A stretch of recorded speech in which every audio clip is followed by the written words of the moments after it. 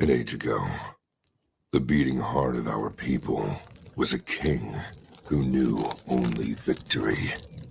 He wanted nothing more than an honorable death on the battlefield. Yet, none could match him, and so he wandered the earth, becoming lost in time and tide. Then we too lost our honest purpose, while silk-clad men sat upon the throne. But tremble now, all cities that lay under the stars, for out of the shadows and mists of the land of promise, our courage has been rekindled, our heart has returned, and the world will burn.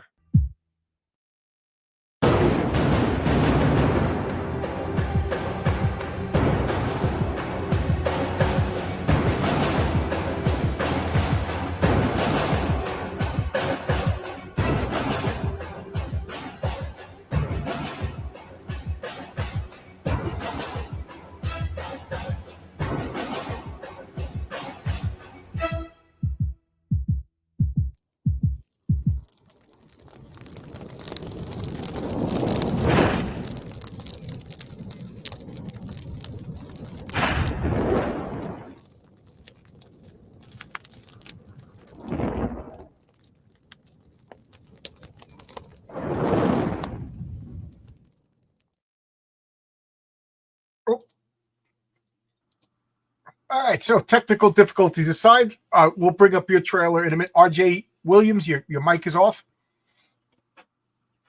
There we go. Sorry, I didn't want you guys to hear me eating while we were listening to the trailer. Oh, that's okay. That's okay.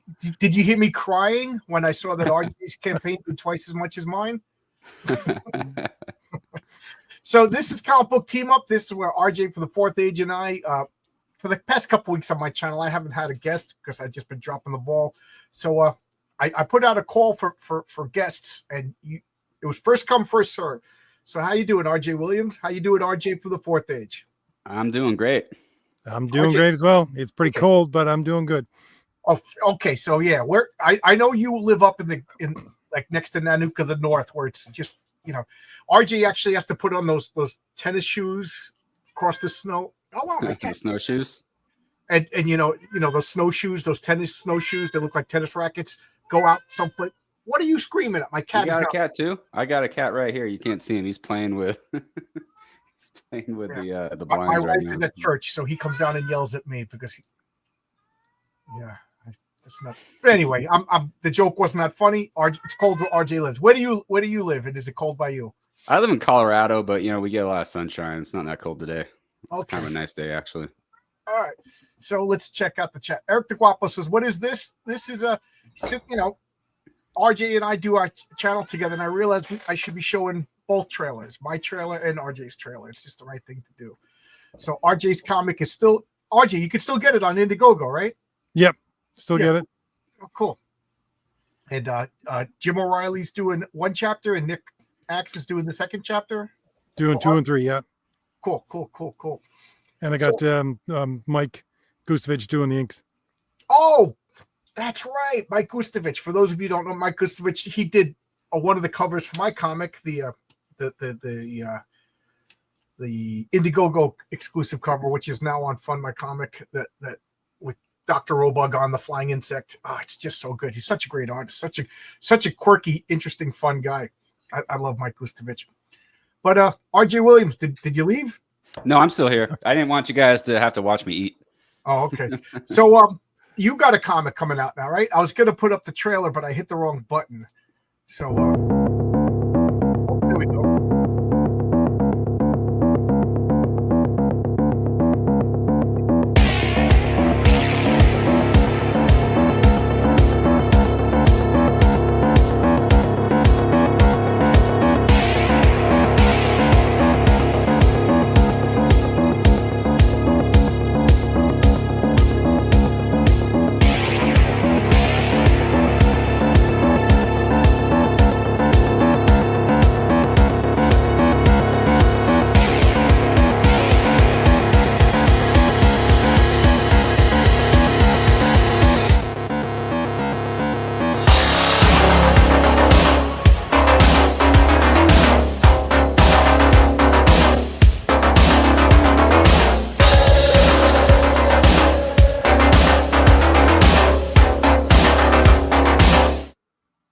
That was my 1998 style cyberpunk trailer right there.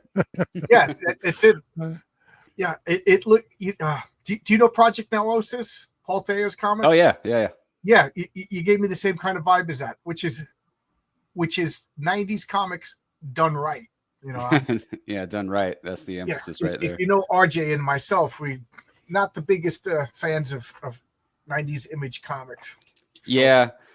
Yeah, I think that the trailer is very 90s, but I don't think the art itself is necessarily like a 90s style. Like, I don't know. And Call Sign Orion doesn't really go too dark, I think. There's this one page, I think, where Orion's flipping over these bad guys and shooting them. Kind of gave me like kind of 1960s Johnny Quest vibes, the way the bad guys are drawn and the way the action's going. Alex Toth, reminiscent of Alex Toth. You can't go wrong with that. How you doing, Student OG? How's everybody? I think Luke is just killing it. Yeah, I've got some miniature campaigns too. I mean, he made it cool. Oh well, so let's start at the beginning. So are you the artist? You're the writer. So who's I'm the writer? So you're the writer. Who's the artist? The artist is Luke Stone. I think I know. I heard of that guy. What does he do? Yeah, right. He's got this website. Yeah, I heard of Luke Stone. For those of you who don't know what we're goofing on, he's the owner and the guy that you talk to behind Fund My Comic. I can't stress how much I love that site. Luke personally has helped me overcome every stupid mistake that I've done, and I've done lots of stupid mistakes. You know, like updating right before updating.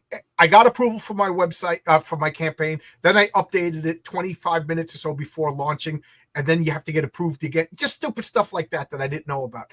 I call up Luke yelling and screaming, freaking out. Luke's like, "Oh, okay." Yeah. You know what I mean? So he's just a wonderful, helpful guy. Yes, and he draws too, and he plays guitar, and I hate him because he's too talented. The dulcimer. I was trying to figure out where I seen the art before, because I knew the strokes is like, that looks really familiar. I couldn't figure out where it was. He's actually toned it down for your book, I think, a little bit. He likes to draw over the top most of the time. Yeah, he's got, I don't know, a little more grounded, I guess you could call this.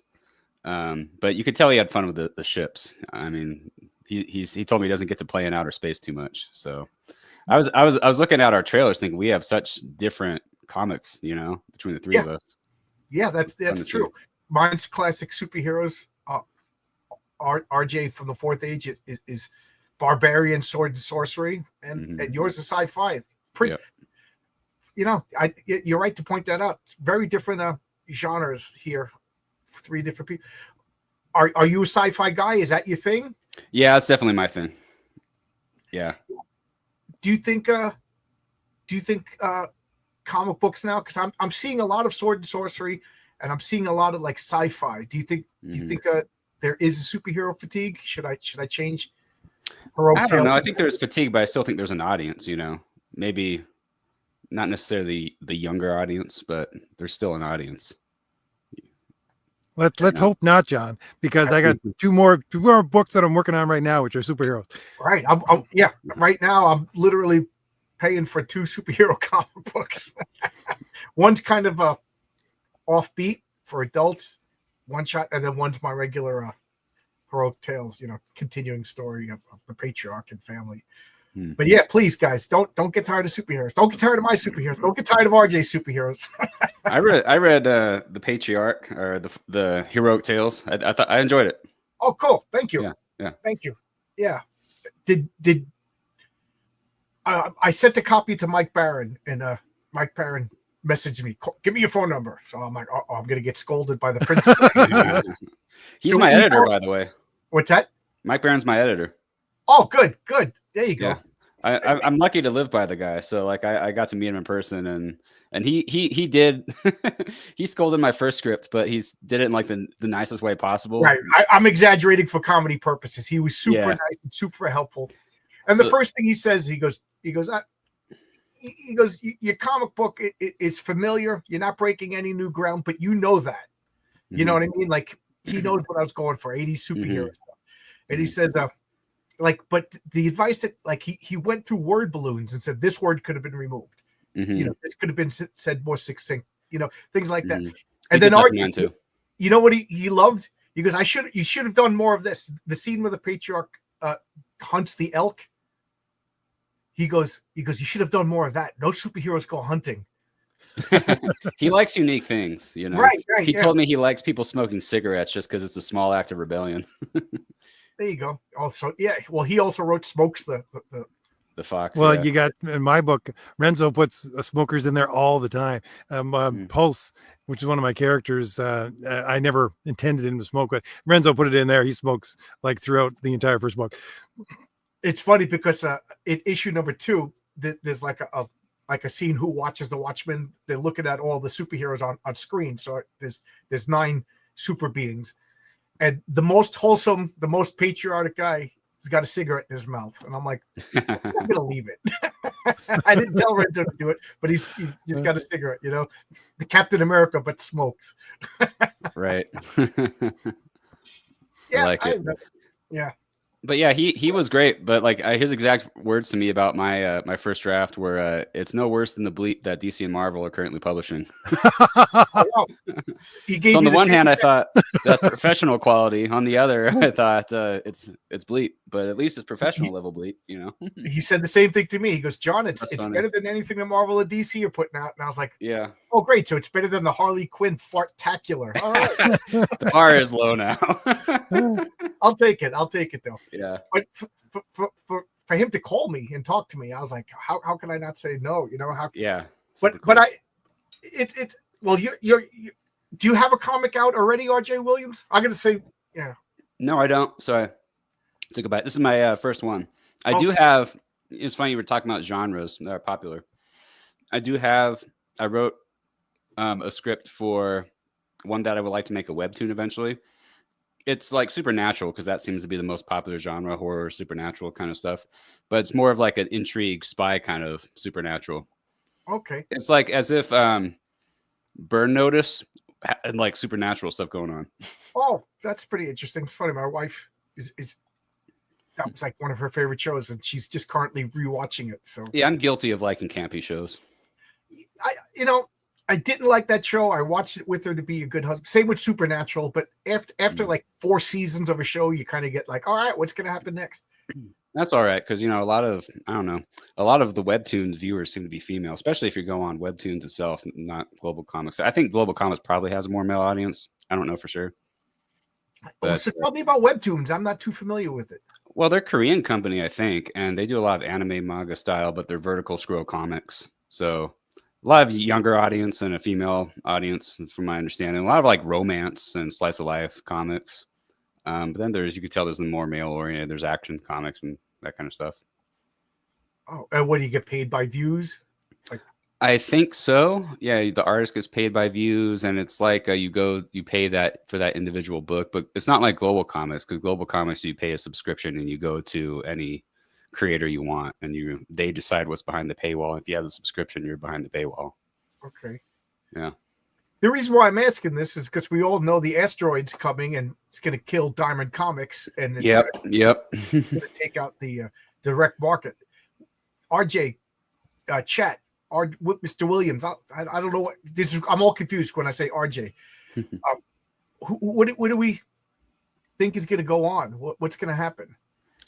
I think Webtoons the future.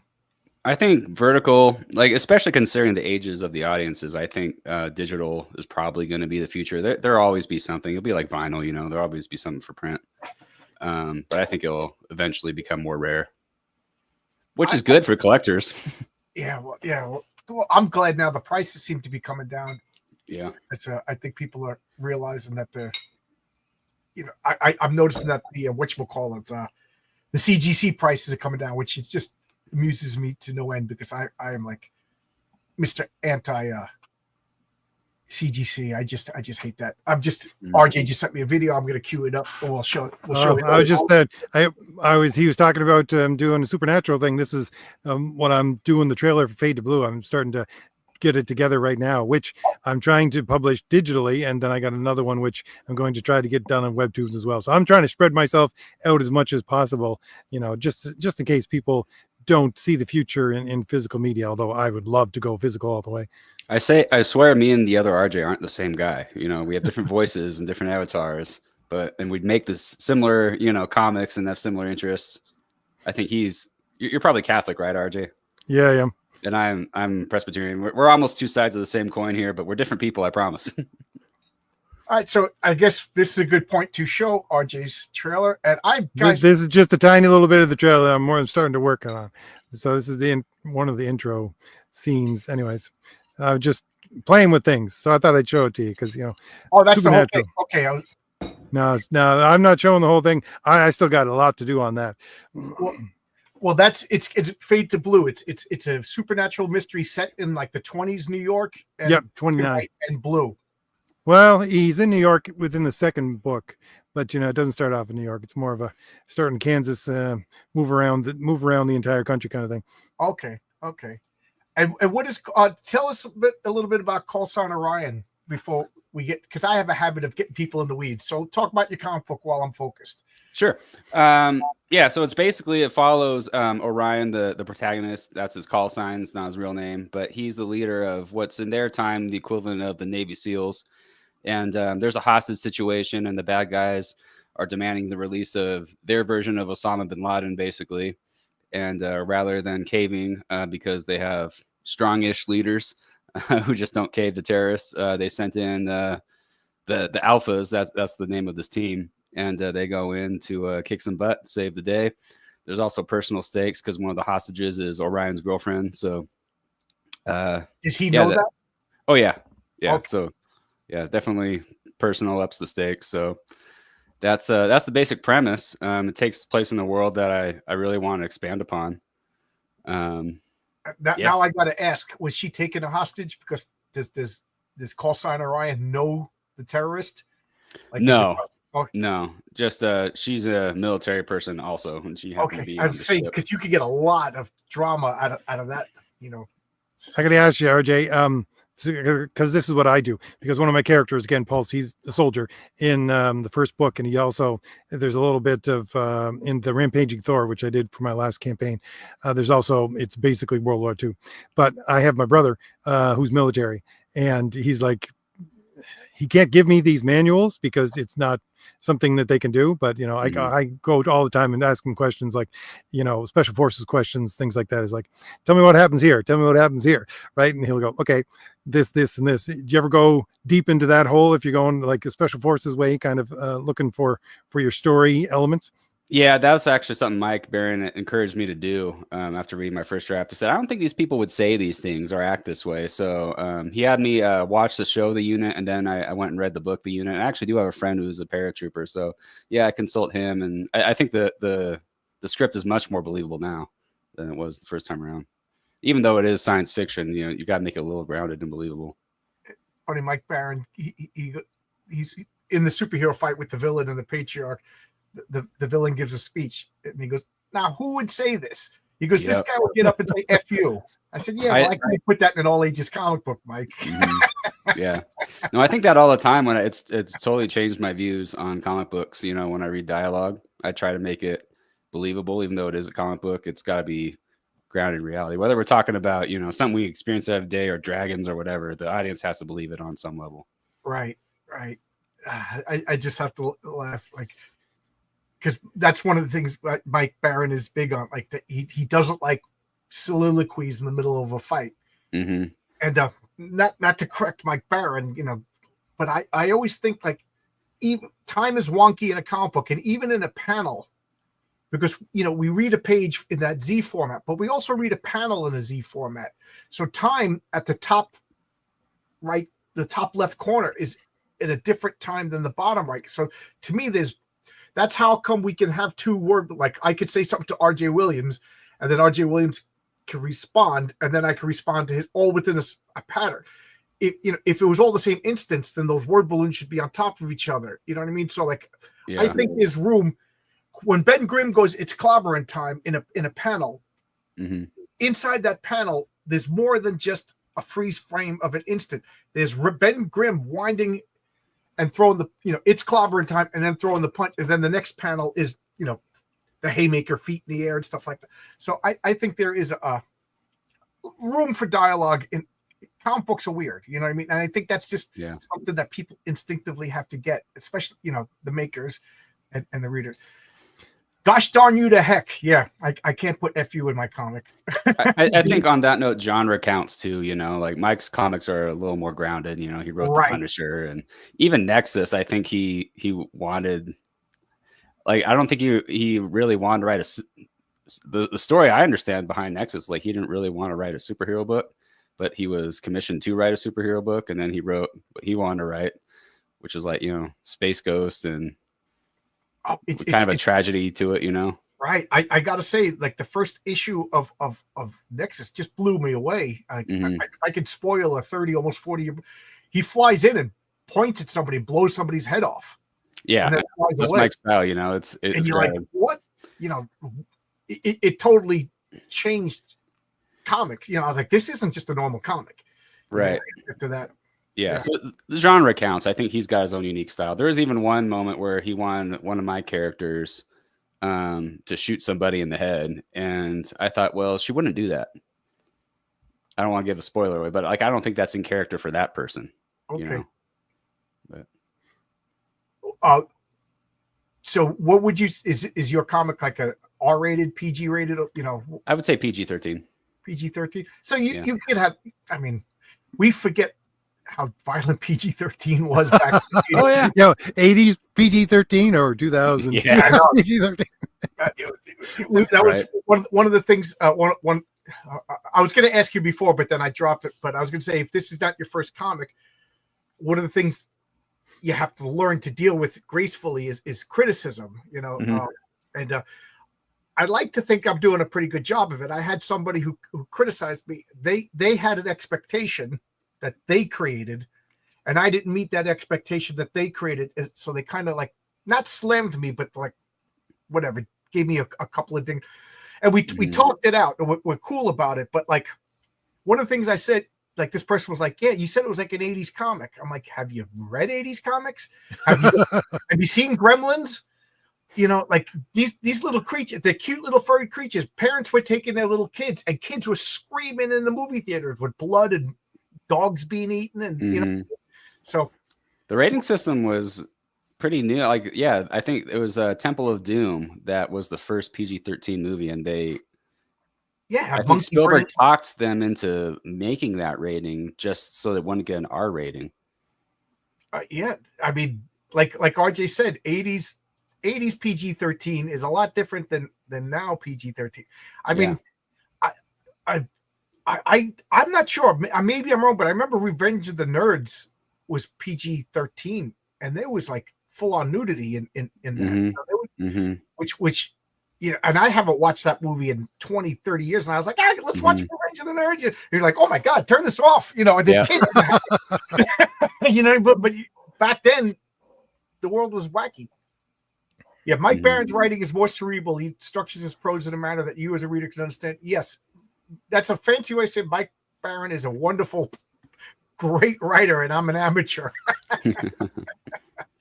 So you have science, like, what comics did you read? Like, are you a superhero comic guy, or are you a sci-fi comic? I'm just really a sci-fi in general guy, and I didn't know anything about comics. So, funny story. So I got this trading card here. I got this trading card right here. You might have seen it on Fun My Comic. This is my April O'Neil type character, Lena Riley. She's basically the mouthpiece of the propaganda machine. On the back of it is my friend Lisa Foyles, who you may know from All That and Malcolm in the Middle, only she's grown up now and she's in a metal band in Las Vegas. And she's actually a friend of ours. There's the trading card. Believe it or not, she's a big comic book nerd, and so is everyone in her band. Von Bolt is her band. What's the name of the band? Von Bolt with it's Bolt is BOLDT. Okay. But yeah, her and all her friends are comic book nerds, if you could believe that. And I grew. Backstory about me is I originally wanted to be in the movie business. I grew up in California, and then, in long story short, I ended up trading that for a career in EMS and in the fire service. And the creative side I couldn't keep down forever, so eventually made its way out. And then I wrote a screenplay just because that's something I always wanted to do. She read that screenplay and said, you know, this kind of lends itself to animation or maybe a comic book. that's when I started getting into the whole indie comics movement. Okay. And that's why she's this character. It's not just to draw people in, but that helps. So you that, were and, you know, really a kid reading comics. no, I wasn't. Yeah. Okay. It's funny because like neither was Mike. Like just it's funny. Like a lot of people just get into this in adult life. Yeah, there's nothing wrong with that. Everybody starts something sooner or later. Right. So yeah, I was always into hey Betsos.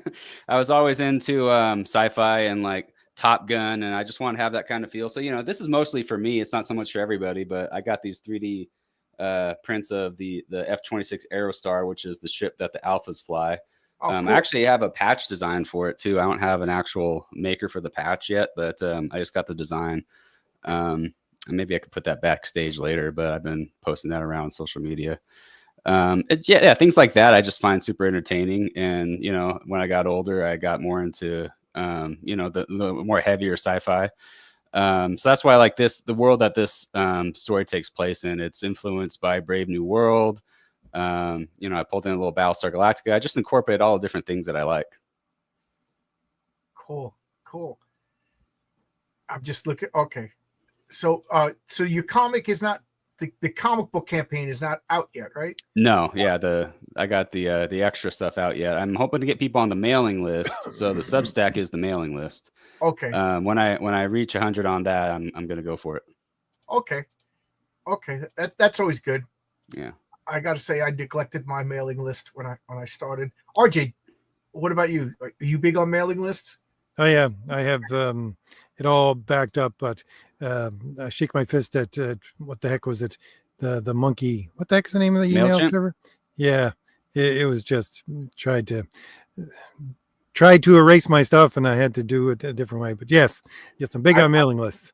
I've heard nothing but horror stories about MailChimp. I have a Substack. If anybody, John Boa at Substack, I got to find it, and I haven't posted in almost a year. I just reminded. I remembered. Sorry, I didn't mean to cut you off there.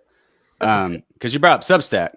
Anyone who subscribes to my Substack replies to any of the emails with a mailing address or private DM me, private message me, whatever. You get this free pop socket of the original illustration of Orion, and I'll just send you that. And if you post that on social media, you get a 20% discount code on the miniature, the comic book, trading card. On by the way, on the miniature campaign and the trading card campaign, you could pre-order the book. You get 20% off. Discount code just for showing off your pop socket. So cool. DC Miller just made me have a funny memory. He says in the 80s, Clash of the Titans was PG boobs in the first few minutes. It's funny because my friend Sean, every year on his birthdays, he would take everybody to the movies. So Sean's mom was like this old fashioned, the kind of lady that you don't see anymore, like an old school mom kind of woman, real nice, spoke at church and things like that. So there's 12 little boys. We go see Clash of the Titans and there's boobs. And we were like, try not to giggle, faces turning red. The 80s were great. People were definitely less uptight back then. Absolutely. People were less uptight. When did it change? I think the internet changed it. You think so? Yeah. Yeah, I do. It's funny. We have accent. I always say this at work. Like I ever since my car accident, my emotions are like, I can't control them. Like when I'm sad, I'm really sad. When I'm angry, I'm angry. Like, and I've been finding myself saying things and be like, oh my God. But like guys at work, they'll have their phone with them. They'll have like a little Bluetooth speaker clipped over here, blasting the most horrible music ever. And I'm like, you have the sum total of all of human culture and civilization, and that's what you're choosing to listen to. Like, why would I say that to people? But I'm with you, John. My friends constantly look at me like, it's not the 80s anymore. Get a filter. Because I just think something comes out of my mouth. My father, God rest his soul, he was in the hospital, and what did he say? I don't even think. Yeah, I can't even repeat what he said. But we were like, Dad, you can't say that. And my father goes, John, I'm old. I can say whatever comes out of my mouth. And that's like a family saying now. I could say whatever. Yeah, of course you could say whatever comes out of your mouth, but you shouldn't say whatever just comes out. Yeah. So so you're waiting for 100? So you think like what, any day now, any week now, a month now? Yeah, I think I'm up to like 47 subscribers. So I need a bit more. Okay. I'm waiting. I have issue number 2 of Heroic Tales, Mhm. and I could probably launch the campaign right now if I wanted to, but I do a lot of things on instinct, and I can't really back it up with hard facts, but I just feel like right now is not a good time to launch a campaign. What do you guys think about that? I've been watching other people that are, I think, more talented than myself, and they're not doing as good as they did a year ago. Like, Yeah, I was thinking about launching in November, and I kind of weighed out the storm, but with the election year and the economy being kind of slow, I think we're coming into what's going to be a better time, though. yeah, So that's what I'm optimistic hoping. about that. Yeah, RJ, the other RJ? Okay, no, sorry, Mr. RJ Williams, you're RJ too, just because I've known Yeah, RJ. No offense. First come, first serve over here. Yeah. RJ1, what do you think? That's why I'm doing Fade to Blue next, because it's going to be digital only. So I think that will have much more traction. And so give people a little bit of a rest from Christmas, first of all, because they got to pay for that. And then, see if the economy picks up a little bit before we go to Thomas Valiant 2 at the middle of the year, I guess, the summer. Yeah. Zach10 has an interesting thing. The internet is crazy. We are not psychologically or socially prepared for it. What do you guys think about that? That's an interesting comment. That's true. It's unnatural. Like, I think of just the way that the comic book community is online. Could you imagine people acting like that in a comic book shop? It would be like Waffle House of comic books. Oh my God. It'd be fights. The cops would get called. It'd be madness. I seen this thing in real life. No, I seen this thing a while ago. It was about working from home, right? I was just watching a video, and the guy was saying psychologically, you're not really supposed to be spending that much time with your wife. If you're both home working, you're just going to get on everybody's nerves. You're psychologically not prepared for it. And I think that's what's going on with the internet too. We're just not psychologically made to be spending that much time with other people. You need to have some time to yourself. Nobody has time to themselves anymore. It's funny that you said that, RJ1, because I'm sure every married couple has this fantasy of let's just quit society and open up a bed and breakfast and stuff. And then after about 15 minutes, like, we'd kill each other. We would kill each other. You know what I mean? Like, if my wife and I had to like make business decisions and like, no, we're doing it this way. No, we're doing it that way. But neither one of us was the boss. We were both at a 50, it would be the RJ2, you'd be coming, hey, look, this place looks nice. You'd open the door, there'd be 2 people laying dead on the ground, strangling. So yes, you're right. You need, and I'll say, like, around 2005, were you guys ever into like message boards? No, I was. My message board time was probably 1998. Yeah. All right. Yeah. All right. I'll buy that. Like, I'm just gonna share something for just to show you how I have this message board that is still active. This is if anybody's interested, this is my Villains and Vigilantes forum. This has been active since, like, I think 1999 in some form or another. It's like an old school message board.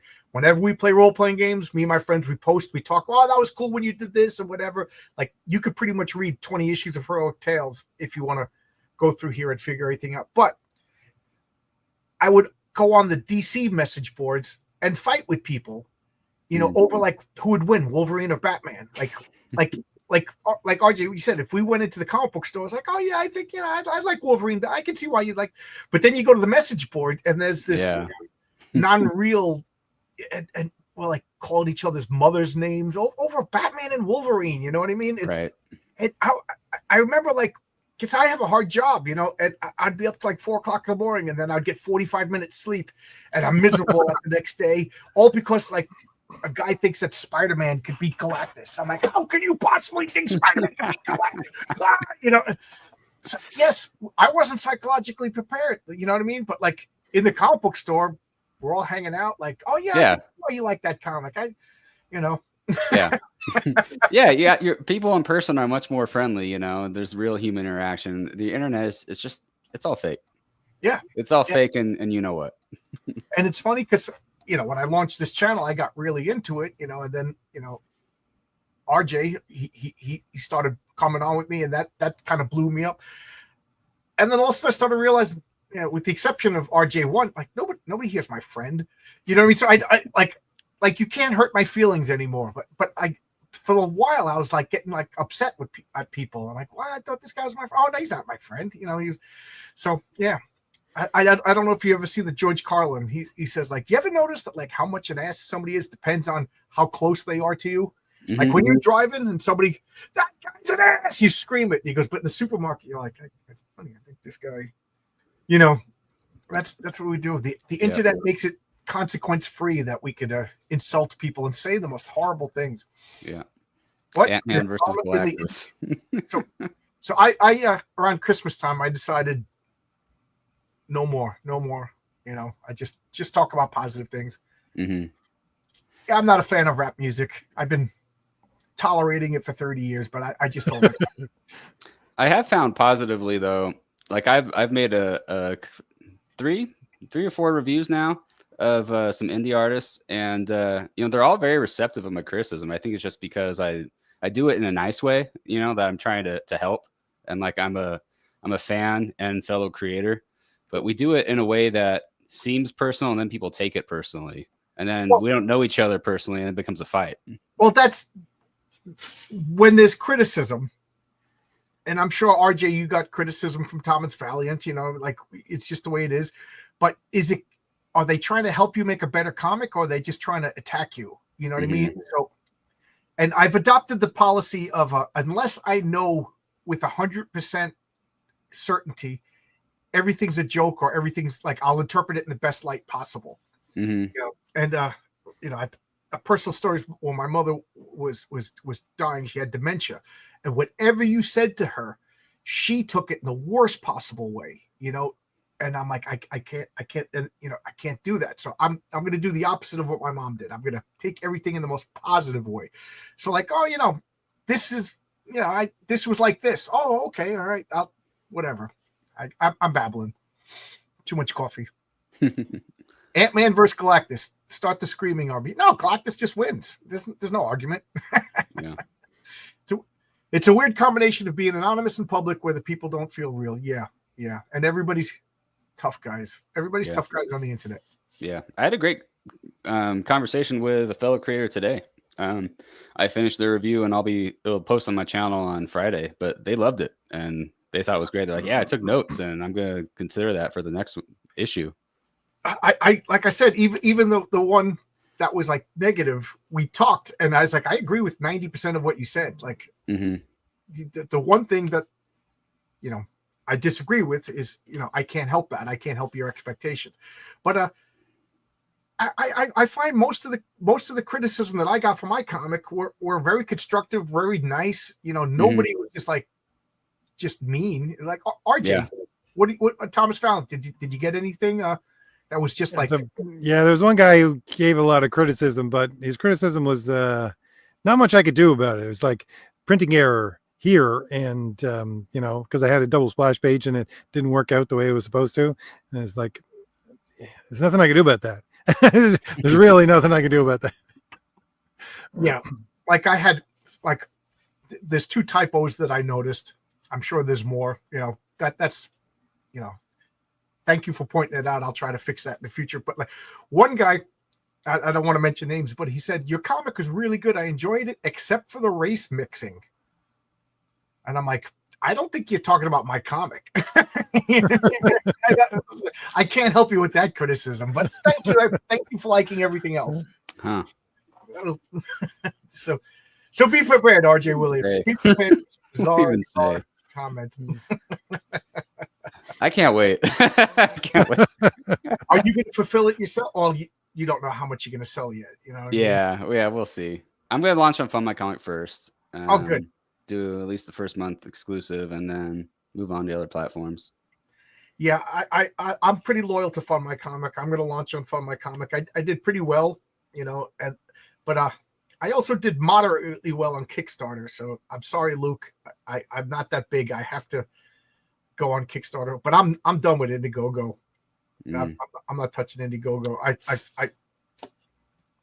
I liked Kickstarter the least in that it gives people 60 days to change their mind. You know what I mean? Like comic books are an impulse buy, but Indiegogo, at least as soon as you buy it, you buy it. But I don't know. It just was difficult to work with. RJ, did you use all three platforms? I did. No, I haven't used Fund My Comic yet. I tried Kickstarter and it was just a disaster. So not even going to consider using it ever. My wife is just coming and handing me some Study food. Burger King rewards. There we go. Burger King. Nice. We eat like little kids. She's coming home from church, so we have Burger King. So, RJ, did you have I asked you before, but I forget the answer. Did you fulfill your comics, or did you have like Critical Blast or somebody fulfill you? Me? Oh no, I did them myself the first two, anyways. But I don't know if I'm going to be doing the third one like that. Oh, you didn't enjoy it? No, I did. It's just the problem of having to deal with people and their mail is like an extra, like I could do an entire separate book in the time that I dealt with people and trying to get books to them and having their mail, changing their address or losing something or whatever. Yeah, this is the only thing out of all my campaign. This is the only thing that came back. And I contacted him. I hope he's okay. But he's a Canadian, so it's going to cost me another $30 to ship it back to him when he finally responds. But are you planning on RJ2? Are you planning on fulfilling your campaign yourself? I've gone back and forth on that. On the one hand, save money, I could do it myself, but on the other hand, I don't know. It seems like Critical Blast. I've heard they know all the best deals on shipping. They save you all that time. Yes. Yeah, it's the time. Yeah. One of the great things I found that doing it myself was the fact that I got to see where a lot of my customers are, and the type of person that is going to be buying this book. Because I mean, by far, most of the books went to Texas, and I could just see that, right? But I'll lose that in the process. But I think going with someone like Critical Blast is probably what the future holds for me. That's interesting. I've had several backers for the trading card, and they're all over. I haven't had two in one place yet. Does Not in one Canada get state. Federal Express? RJ? Yeah, Canada does get Federal Express, but you're going to be paying an arm and a leg just because the fact that it has to go through Federal Express uses itself as, I don't know what you call it, the border inspector basically, and so there's an extra fee on top of that in order to inspect it coming through the border. I fulfilled myself. I mean, my campaign, I had like, I think all in all, a little over 300 backers, which thank you. It's amazing for a first time guy to have 300 backers. So, but I wanted to do everything soup to nuts myself first, at least one campaign, just so I could have a basis of comparison and, talk about it, see what all the problems are. But I probably will. I'm hoping I hope I do better, and then I could use Critical Blast. Are you familiar? He's another RJ. Oh wow, this is RJ now. Yeah, there's a lot of RJs out there. Yeah, I'm familiar. I think I might use Critical Blast. It's funny, like RJ1 was talking about the inspector at the border. I just picture this Mountie. Like, I totally do right up there. I can't get that image out of my head. Yeah, that's funny. I would like to be successful enough that I have to use Critical Blast, but I was too busy like trying to save every penny. And then I had pint glasses that I had a big. I got your pint glass. Yeah, I would have to. Oh, you got the pint glass? Yeah, I got the Heroic Tales one. Yeah, I didn't have time to go grab right? it with my dinner and everything. Yeah, Oh, but cool. I was gonna hold it up, but Oh, cool. But then I would have to mail a box of them to him, and then he would mail it back. And I was just like, all right, I'm just going to do everything from my. And like I said, I'm glad that I did it. And everybody else told me what to do. It was pretty helpful. And like RJ, I enjoyed because I used Pirate Ship, and so I type in whatever your address is in Colorado, RJ Williams in Colorado, blah blah blah blah, and then a little red line appears, like Indiana Jones, and I could see where my packet. I did it 300 times, and 300 times I smiled, it was just fun to see that. One of the things too about doing it myself for the first book was because a lot of people wanted me to sign it. I don't know why. I never intended to do that, but it's like, yeah, you got to sign it. It's your first book. I'm going, all right. I've heard that from a few creators. Yeah. Yes, I offered that, and I'm not going to charge. Who the hell am I? Mhm. But I was really nervous. Like, do I sign them all? And then some people don't want them. Do I sign them on the front? So I gave people time. Okay, if you want me to sign it on the inside cover, do you want me to sign it on the outside cover? So that was kind of a pain in the neck. Like, okay, R.J. Williams. Okay, this is your address. Okay, does he want it signed? It just added another thing to do. But the guys at work, like physically, they're like, you didn't sign it. You didn't sign it. So I was physically at work, so I signed it all. And this is one thing I'm doing. I just think it's a fun little thing. I mailed 3 copies of my comic to my colorist Daniel, who lives in Brazil, because he's the farthest. And then he's signing on the cover, and then he's going to mail it to RJ in Mexico, and then he's going to mail it to Oscar, who's also in Mexico, and then Bill in Texas, and then Ron upstate New York, and then down to That's me. a lot. I thought mine was a lot. I'm going to have 3 copies with everybody's signature on it. One's from me, and then 2 maybe I'll auction off or something like That's that. cool. I thought of doing that as a campaign. I haven't even asked Mike if he would sign, because he signs a lot of comic books, and I like how he does it on the inside cover always. If you Right. sign a book. It's funny that you said that, because that is the difference and you're not a comic book guy. You didn't read, but comic book people. When you met Stan Lee or Jack Kirby or George Perez, and you gave them a comic, they opened up the comic and they signed it on the bottom. There's always a little white space below the indicia, and that's where all the signatures are. But people who CGC, they want it signed on the cover so they could show people, look, I got R.J. Williams' signature on it, and as they slab it, never to be a comic book again. I can remember back in the 80s and 90s when they were trying to sell them at the comic shop. It was like, it's signed, of course, but you can't see it because first of all, it'd be bagged and on the wall, right? And secondly, is like, it's on the front inside cover, or the inside the cover, right? Because you would never be able to see it on the cover. No one would ever sign it there. There was a John Byrne that I was going to buy at one point, but I had to see it. I had to see it. Did he actually sign it? Yeah, flip out right the first page, right? Yeah, you open it up, and it's funny because I told the story a few times. My coworker was next door neighbors with John Romita Sr. He's got to live someplace, and so we're working. He's like, "You're into comics." My next door neighbor, is he a big deal? His name is John Romita. I was like, "What? Are you kidding me?" He's like, "Do you want to meet him?" I'm like, "Yes, I want to." And so he's like, "Okay." So he set it up. I went to his house, and I brought Spider-Man 39. The first John Romita Sr. drawn Spider-Man. So I'm standing there all nervous, and he takes it, and he goes like this, like. He just takes my comic and he rolls it in his hand like this, and he walks up. I'm like, oh God, John Romita's rolling up my $1,000 comic book. But what are you gonna do? You're gonna yell at John Romita Sr. You know what I mean? And then he opened it up. He took a Sharpie and he signed like down here, and he gave. So as he's talking to me, I'm looking to see if did he crease it. You know what I mean? Yeah.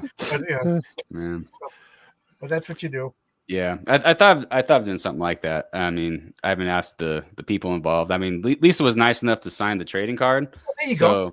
You could get signed trading cards up on the campaign, and she lives in Las Vegas, and to me that's far away. But me and Mike, we're like 20 minutes apart in Colorado, so that makes it easy. Your people are all over the world. You lived in California? Yeah, I moved out here a while ago. Yeah. Okay. California wasn't to your liking, or too expensive? No, I escaped. Yeah, it was like escape from LA. Escape from LA. Yeah, I didn't have to surf. So you originally wanted to do television and everything? Yeah, originally, and then I got a job in the real world as a first responder, and then I still had a cool job. Yeah. Just so you know, the Patriarch, before he became the Patriarch, he was an EMT. Oh, really? Okay. And maybe I'll ask you some questions when I'll be your consult. I want to talk about his origin. That's like a big part of his origin, responding to a situation that directly resulted in his powers. So he was always a hero, even before he was, a superhero. He was just a good guy. Yeah, and his partner wasn't. His partner wasn't. Is his partner a bad guy?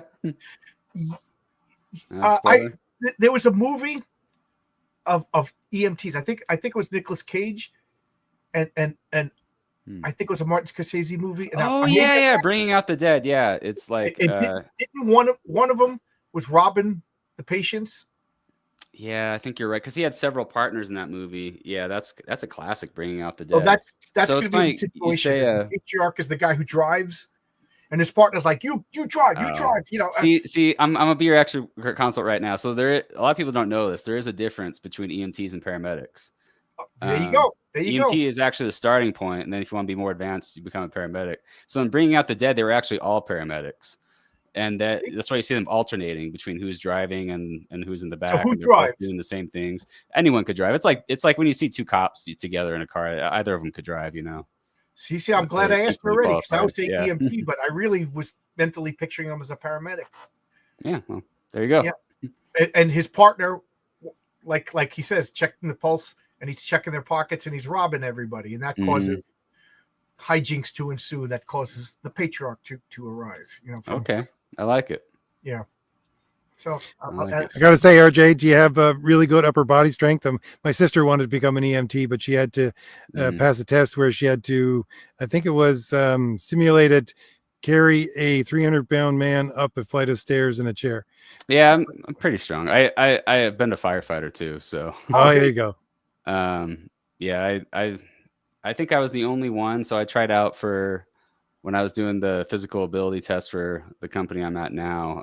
I was the only one because we had to lift deadlift a barbell. It wasn't that heavy though, and we had to do it a certain amount of times, and it simulated like lifting a board or a person. And then I was the only one to toss it in the air and start curling it, and then I became known for that. It's funny. I'm a construction worker. One of the things that we had to do to get the job was we had to prove that we could lift 50 pounds of weight.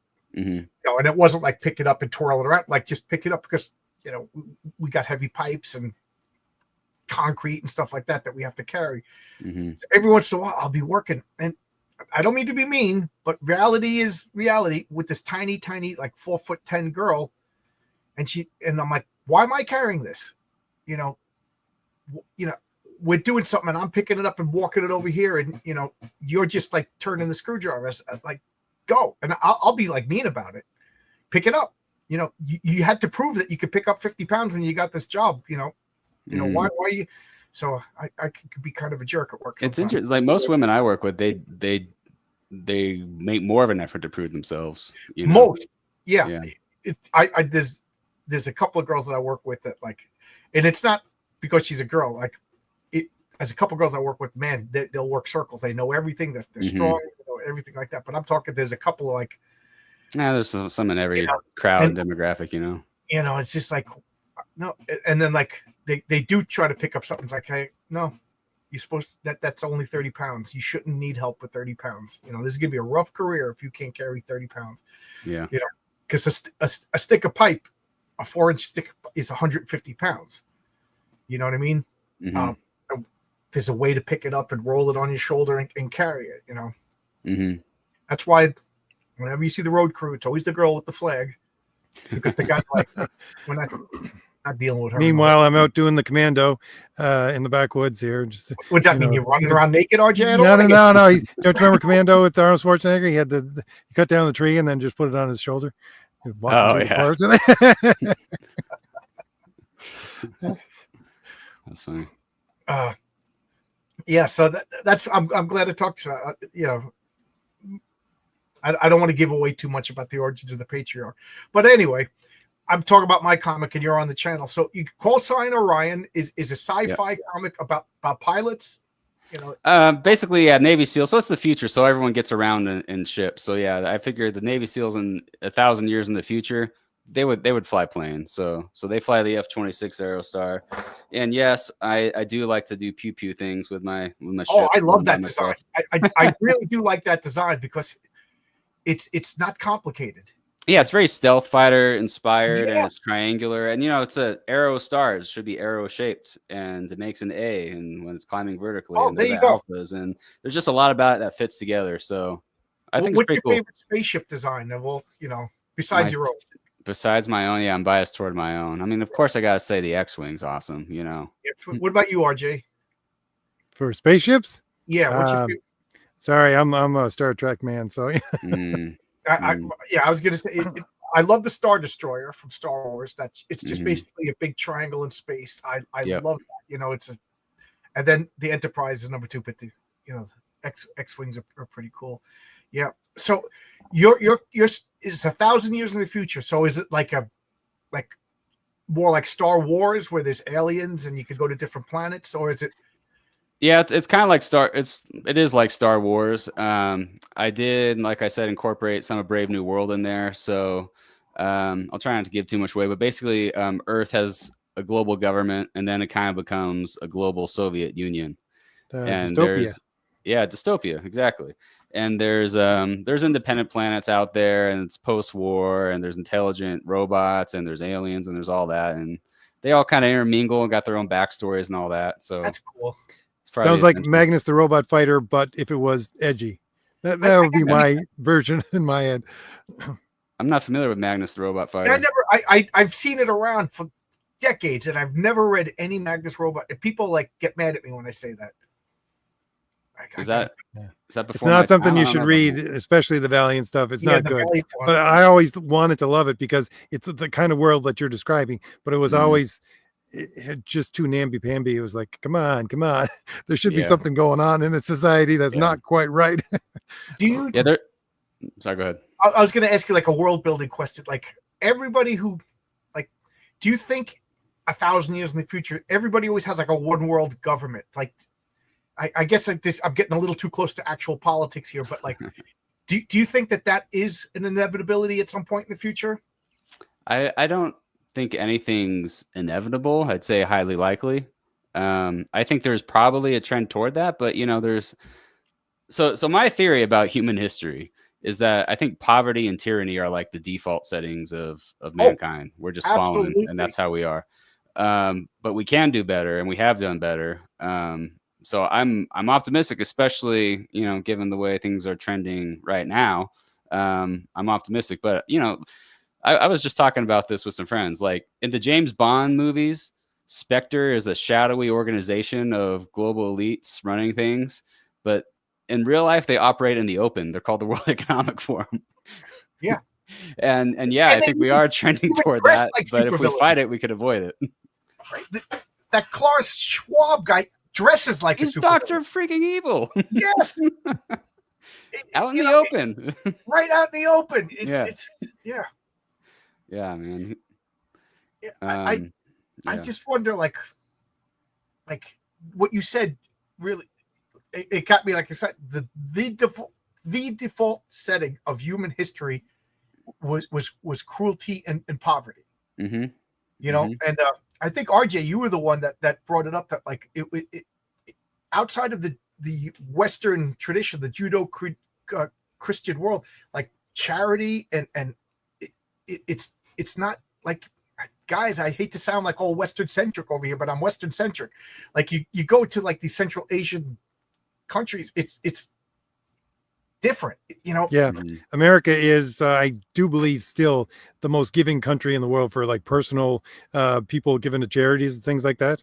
And most people in America think it's rough and tumble and so heartless, but no, in the world, America is known to be the personal level charity, the leader in the entire world. Right. I like you go to Africa, maybe South America's help. I've never been there, but cruelty is up until I'd say even the 1930s. I was talking with my cousin. I was like, do you realize that even in America in the 1930s, the average person had a dirt floor in their home?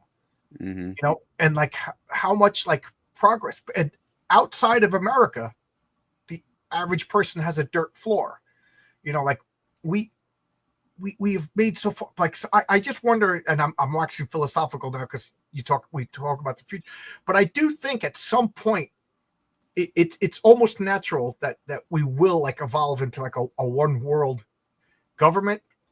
And I know people get their hackles up when I say it, but I think it has to be an organic, we rise to this level and then somebody else rises to this level and we join, not we conquer or drag everybody down, which is what the World Economic Forum wants to do, you know, Mhm. making sure that everybody's a bug-eating sustenance farmer. But I think like Star Trek, somehow technology or whatever will rise to the that everybody is just like a post-scarcity society. Yeah. I don't know. So, I'm I- ranting and raving. I'm very much a so you guys seen Firefly? I'm sure you Yeah. probably have. Yeah, I'm Yes. very Yeah. much I would be a brown coat. If I were alive in you know, the time of the founding fathers, I'd be an anti-federalist. I'm for as much limited government as possible. I think corruption and tyranny is part of our fallen nature, and that's how we trend. But I think we can avoid it. But yeah, it's a cautionary tale. This is, you know, the fate of Earth that I've written in the future is a cautionary tale. It's not what I think we should aspire to be. I had a friend, Joanne, in college who wanted to be a novelist, and she was into sci-fi, and she'd always get discouraged because she would start out like Star Trek. The future is perfect. We've evolved past this. She goes, but all the utopias always turn into dystopias. Like it. Yeah, the know, Federation to me seems like they'd be bad guys. No offense, RJ1. I know you're a Star Trek guy. No, that was in my youth, but still. Yeah. You know, it's funny that you say that because when you watch Star Trek, isn't like every Grand Marshal or Admiral a bad guy? You know, like every guy that yells at Kirk or yells at Picard, you know, is like a corrupt piece of garbage. It's like, how is the Federation any good when everybody superior to Kirk and Picard is just an evil genius or whatever? Yeah. Just like it, you know, how many times Captain America going to take out a corrupt senator? You know. Mhm. Yeah, and I agree. Just for the record, I agree with you. I'm loving right now that I'm cautiously optimistic that federal powers are being dismantled and given back to the states. You know? I've been dreaming of what's happening right now. Oh my God. I was going to be very crude and say something, but Yeah. RJ's here. He makes me behave. Why? I'm just teasing. So when I was a kid, I wanted to build, because I think between Star Wars and Back to the Future, seeing those things when I was young, I wanted to build the next rocket that would go to space. And then as an adult, I just wanted to slash the federal government to pieces. Elon Musk is doing those things. The only thing he's not doing that was my childhood dream is making movies. If he starts doing that, like, I'm gonna want to just trade places with him or have him adopt me as one of his kids or something. I just got blocked by Wendy Peeney because she said, like, when are we going to start getting thrown into concentration camps? I'm like, how is this happening when I said the bad guy is dismantling? Like, just, you know, I think part of we lost $100 billion in the Ukraine. Don't you want to know this? Like, we all agree the government is corrupt. And now we're finally exposing the corruption, and this guy's a tyrant. I don't know. I've concluded that part of TDS is this histrionic personality behavior, kind of like virtue signaling. The whole point is for people to see you doing it and to feel good about doing it. It just has to be seen and noticed. Yeah, yeah. Even if it's the ailment's totally imagined. Right. What good is hating Trump if nobody knows you hate Trump? Yeah. I don't know. Like I said, I'm like for the new Fantastic Four movie, it looks good, but I still my brain is saying they screwed you before. They screwed you before. You know, the heckles in the back of your neck.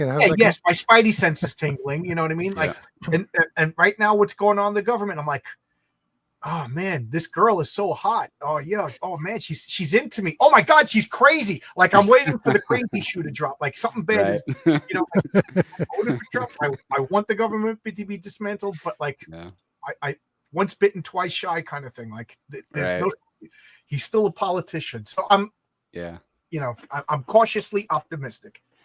Yeah, I've thought that too. Like, this is also a guy who said he wants to put like chips in our brains. And Elon Musk. I think I think he's different than the rest of us. I think that's he's autistic. I think. Yeah. I think like Asperger's more than autism, but like he does say things that make me go, like the chips in the brain and like the whole Tesla cars. It's like, you couldn't pay me to have a Tesla car. Like Yeah. Like, well, I tweeted at him, like I said to him, like, how arrogant. But I'm like, could you guarantee to me that you can't remote control take over my car if I buy a Tesla? Like he's ever going to respond. But like, I don't want that. Like what I'm praying for right now, and hey, let's all of us chip in our money. Like if Trump gets rid of all these regulations, that we could start a car company and make like a 1974 Buick. It has no computers in it, roll up windows. a Exactly. 1974 Buick is what you would want to drive if you could build any car. But you know what I'm talking about. Like I just said that because it's comedy purpose. But you know what I mean? Yeah. Like a car with no computer chips, no. John, this is exactly what happens when I go to the used car dealer, because I always like to slap the money down and say, give me a car, right? Because I just go buy used, right? But I say, give me something where I can roll down the windows. And they're looking at me like, what year do you think you're in? I remember 3 cars ago, because I always buy, I'm not a car guy, a car is to get me to A and B. I want to spend money on comic books. I don't want to spend money on a car, but I will maintain it. So if I have a car, I will literally keep this car until I drive into a tree and break my neck. So I would spend like $400 on a car and keep it for like 8 years, and then when it's like I can't put another $1,000 into this car, so I'll buy it. But 3 cars ago I bought for like $600, and then the car after that was $13,000 for a used car, And then that car was amazing. And I crashed it into a tree. And now the car that I bought to replace that, cheapest car on the lot, used car, $15,000. What the hell happened that we can't get a $1,000 beater anymore? It's too much high tech and everything. And the car that I bought cheapest, and I say that I go to the lot, I go, what's the cheapest car on the lot? Perfect. That's the one I want. And this car's got a computer in it. It's got tracking, and you know what I mean? Like, I'm sure somebody somewhere could remote control take over my car if they wanted to. And I just want like a Volkswagen, you know what I mean? That I could. That's funny, John. I was just talking to my father about his Trans Am he bought in 1968, $4,000. Yeah. Well, in 1968, I mean, that's a lot of money back then. a lot of money. But I bought my first car was a 72 Chevy Malibu, like it was the same car that they had in Supernatural. I paid like $200 for it, and I had the car for like 12 years. Anything broke, we went down to a junkyard, swapped it out. What do they say? The ship of Theseus? Is it actually the same ship if you replace every part in the ship? that car was the car of Theseus. Everything was replaced at one point, and it was awesome. It was like $200, 8 cylinders. Put in a tank of leaded gas, it drove everywhere. It was, I don't know. Well, I got to run. My stream is about to start. It's nothing to do with call sign Orion. So, and RJ, you gotta do. So RJ too, anything you want to say that I didn't bring up because I pontificate and waste everybody's time too much? No, you're good. Just go on the Substack. If anything, that's going to help it launch. If you're into little miniatures, I've got some that glow in the dark, some are painted, or you can paint it yourself if that's what you're into. It's going to be a really cool book. I got some glossy pages here that I just want to show off with some of the proofs. It's fun. Look at that space battle, right? And of course, if you want a side trading card, go on Fund My Comic, look up the Lena Riley trading card. Lisa Foles will sign it. And same with the miniatures. This is a campaign. Also for the Substack, you get a free pop socket. Show off your pop socket, get a 20% discount on anything. You can pre-order the book on either campaign. Get 20% discount on whatever's up there on Fund My Comic. That's pretty confident to launch your like swag before the comic, Yeah, well, I know it's going to take off. Plus, honestly, the ships were more for me, and I don't know. I just feel like the swag's going to help hype it up. So cool. Yeah. RJ1, anything you want to say before you go? No, I just got to take off. But if anybody wants to continue the conversation, come on over to the Fourth Age, and I'll see you over there when you get there. Okay. Well, we're going to shut down. We've been talking for 1 hour and 10 minutes, and I, as normal, pontificate too much. So thanks a lot, everybody. Thanks. All right, come on back when your campaign launches. We'll promote your comic, and I'll actually let you talk that time. Well, thanks for having me. I look forward to it. All right, thanks a lot. Bye, everybody.